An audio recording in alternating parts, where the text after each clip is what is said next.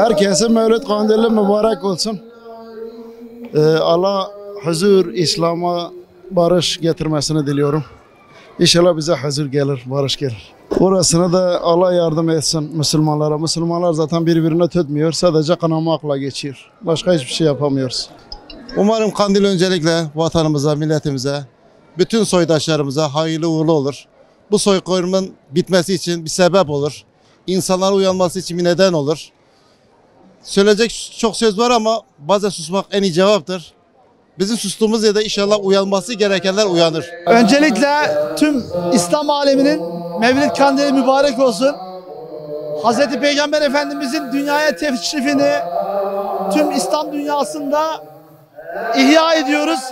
Biz de Almanya'dan bir grup arkadaşla beraber Peygamberler şehri Halil İbrahim Aleyhisselam'ın şehri Şanlıurfa'da ihya etmeye geldik. Çok güzel bir kardeşlik havası var. Tekrar geceniz mübarek olsun. İnşallah İslam alemine birlik ve beraberlik ihsan etsin Rabbimiz. Başta Gazze'de ve dünyanın muhtelif yerlerinde zalimlerin zulmü altında inim inim inleyen tüm mazlum kardeşlerimize Rabbimizin merhametini, rahmetini ihsan etmesini diliyorum. Çok zor zamanlardan geçiyorlar. Elimizden bir şey gelmiyor. Tek dua geliyor.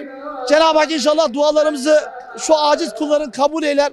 Tez zamanda da onlar da huzur içerisinde kandiller, bayramlar ihya ederler.